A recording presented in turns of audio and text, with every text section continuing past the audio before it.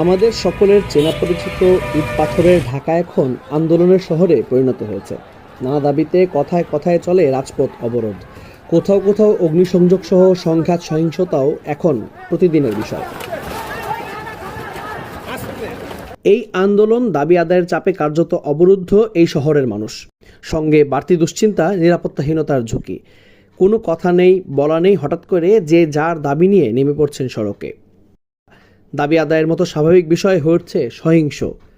কোনোভাবেই অস্বাভাবিক এসব ঘটনার লাগাম টানা যাচ্ছে না, ফলে ভোগান্তির শেষ নেই কারো।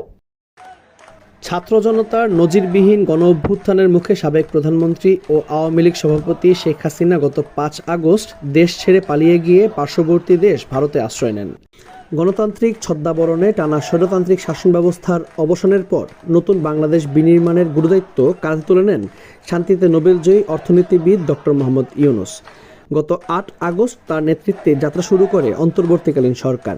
একই সঙ্গে সূচিত হয় সাধারণ মানুষের পাহাড়সম প্রত্যাশাও। শান্তির পথে, উন্নয়নের পথে, গণতন্ত্রের পথের এই যাত্রায় মানুষ ফিরে পাবে ন্যায় বিচার, মানবাধিকার এবং সামাজিক মর্যাদা।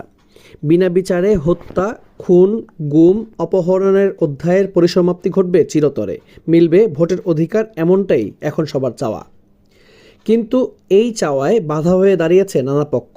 ৫ আগস্টের পর যেন কোনোভাবেই স্থায়ীভাবে স্বাভাবিক অবস্থায় ফিরতে পারছে না রাজধানী ঢাকা।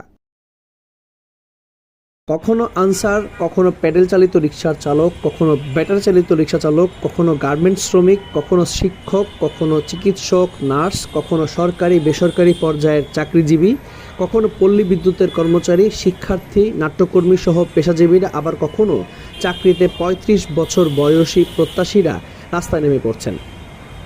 নানা দাবিকে ঘিরে কম বেশি প্রতিদিনই তৈরি হচ্ছে খণ্ড খণ্ড আন্দোলন। এর মধ্য দিয়ে রাজধানী ঢাকা যেন হয়ে উঠছে দাবি আদায়ের আন্দোলনের শহর। সম্প্রতি কয়েকটি কলেজের শিক্ষার্থীদের মধ্যে দফায় দফায় ধাওয়া পাল্টা ধাওয়া এবং মারামারির ঘটনায় রাজধানীর বেশ কয়েকটি এলাকা রণক্ষেত্রে পরিণত হয়েছিল।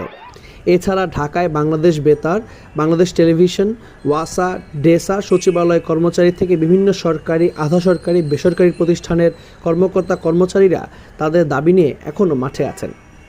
সংশ্লিষ্টরা মনে করেন, টানা ১৫ বছরের বেশি ক্ষমতায় থাকা আওয়ামী লীগ সরকার রাজনৈতিক বিবেচনায় পদায়ন ও পদোন্নতি বঞ্চনা, যৌক্তিক নিয়োগ নীতিমালা তৈরি না করে কিংবা প্রাতিষ্ঠানিক কাঠামো ঠিক না করে ইচ্ছামতো দলীয় লোক নিয়োগ দিয়ে বৈষম্যের পাহাড় তৈরি করেছিল।